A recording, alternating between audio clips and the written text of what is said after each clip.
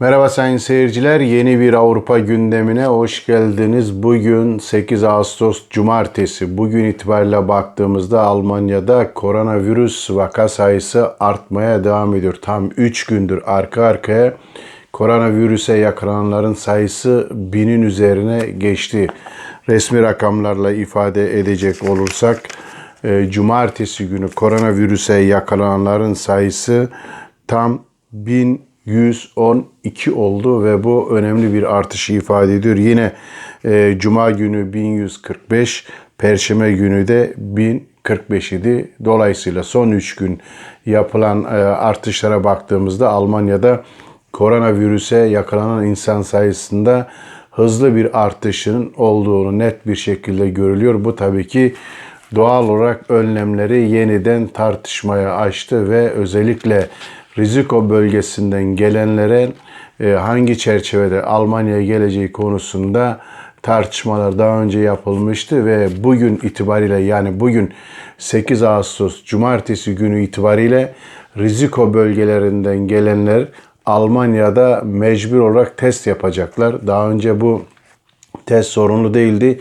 ve bu ülkeler içerisinde Türkiye'de vardı. Gelenler havaalanlarında test yapıyorlardı ya da havaalanlarında test yapmadıkları takdirde 72 saat içerisinde ücretsiz olarak testleri yapıyorlardı ve testlerin sonucuna göre bir karantinaya kalmadan hayatlarına devam ediyorlardı. Ama Türkiye bu kategorinin dışında.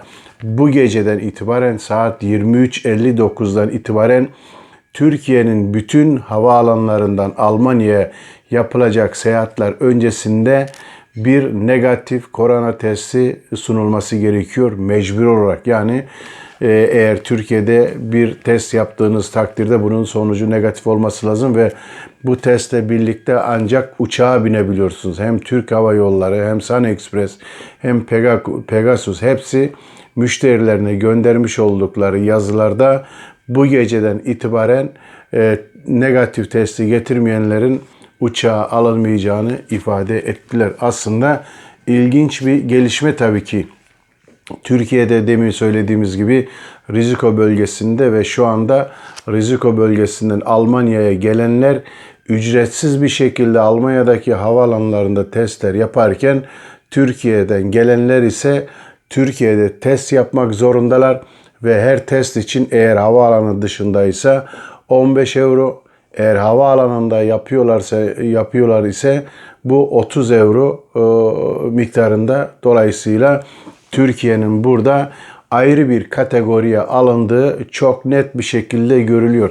Peki Türkiye neden koronavirüs konusunda ayrı bir kategoriye alındı ve insanlar Türkiye'de test yapmak zorunda kaldı? İşte bunun sonucunu bu hafta Der Spiegel dergisinde yer alan bir yazıda Türkiye ile Almanya arasında yapılan pazarlıklar sonucunda bu kararın çıktığı belirtiliyor.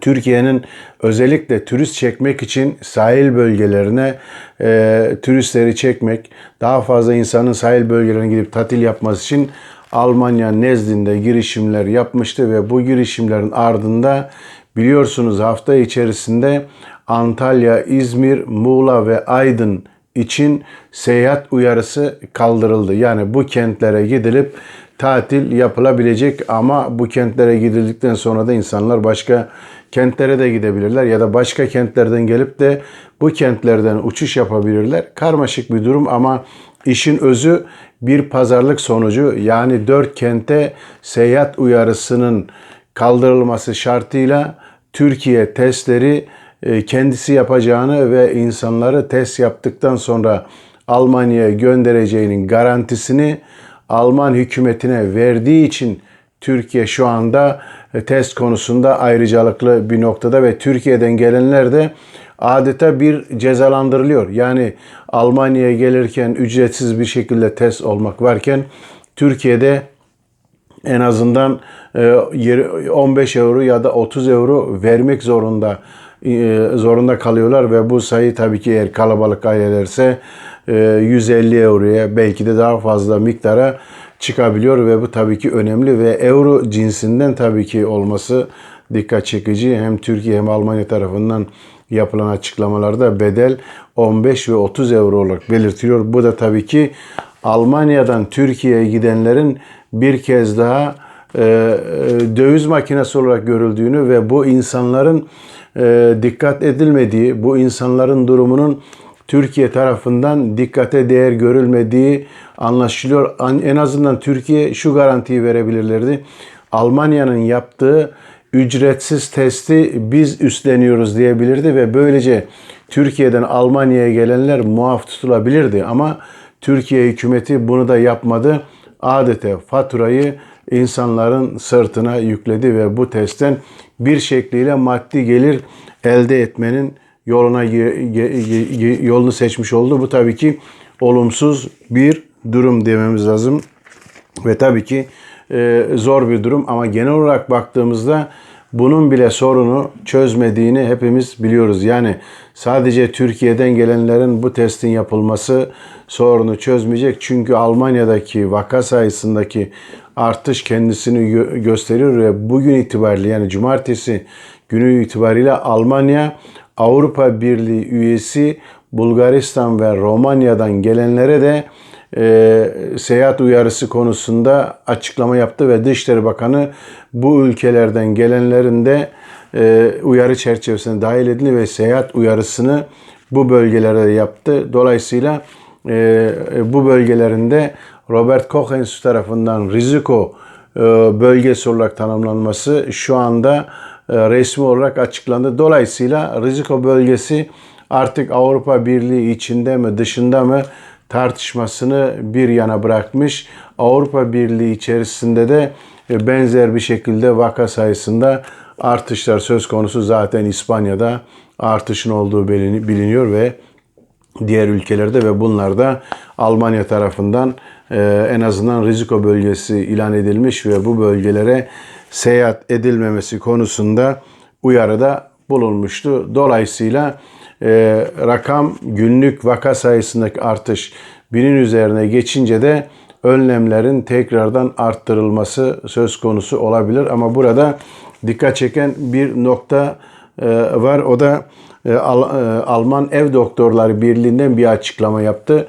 Alman ev doktorları riziko bölgesinden gelenlerin doktora gelip test yapabileceğini söyledi ama burada adeta Sağlık Bakanlığı'nın doktorlara yüklemiş olduğu bazı misyonları ise reddedilir. Yani kim hangi riziko bölgesinden geldi, yanında seyahat kartı var mı gibi önlemleri ise karşı çıkıyor ve bunlara hiçbir şekilde gerek olmadan Almanya'da herkesin test yapması gerektiğini ve bu testlerin de ücretsiz olması gerektiğini belirtiyorlar. Zaten Sağlık Bakanı da bu konuda bir açıklama yapmıştı. Testler ücretsiz ve Sağlık Fonu'ndan karşılanacak ama CDU içerisinden buna eleştiriler gelmeye devam ediyor. Aşağı Saksony Eyaleti Başbakanı Rainer Haseloff bir açıklama yaptı ve testleri paralı olması gerektiğini, özellikle insanların güvenliğini düşünmeden riziko bölgesine gidenlerin bu bedeli ödemesi gerektiğini açıkladı.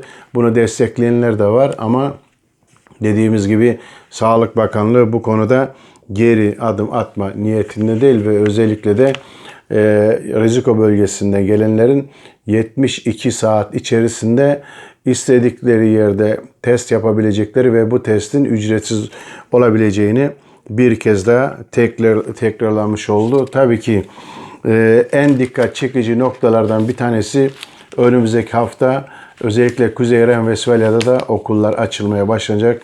Mecklenburg-Vorpommern'da okullar açıldı, Hamburg'da okullar açıldı ama okulların nasıl normal bir eğitime geçeceği konusunda ise bazı eleştiriler, bazı tedirginlikler var. Örneğin Mecklenburg-Vorpommern'da geçen hafta pazartesi okullar açıldı ama hemen ardından 2 okula karantina uygulaması getirildi. Çünkü okulda koronavirüs çıktı ve bu tabii ki önemli bir tedirginlik yarattı. Kuzey Ren-Vesfalya'da ise özellikle öğrencilere maske zorunlu getirilmesinin nasıl hayat bulacağı en çok tartışma konusu. Yani öğrenci okula adım atar atmaz maske takması gerekiyor ve gidip yerine, yani belirlenen yerine oturduktan sonra ancak maskesini çıkarabilecek, yerinden kalktığı andan itibaren ise maskeyi yeniden takması gerekiyor. Bu tabii ki ilginç bir durum. Belki üst sınıflar bunu yapabilirler ama ilkokullardaki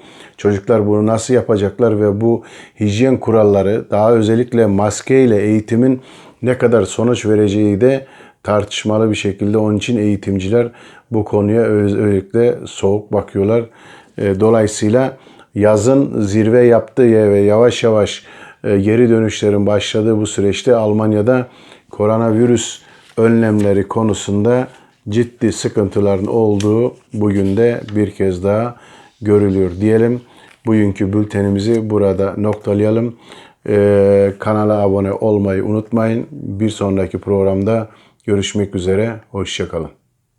Avrupa'da önemli haberler, son dakika güncel gelişmeler, gazeteci Yücel Özdemir'in yorumuyla Avrupa Gündemi programında izleyebilirsiniz. YouTube kanalına abone olabilir ve videolarından anında haberdar olmak için zile basıp bildirimleri açmayı unutmayınız.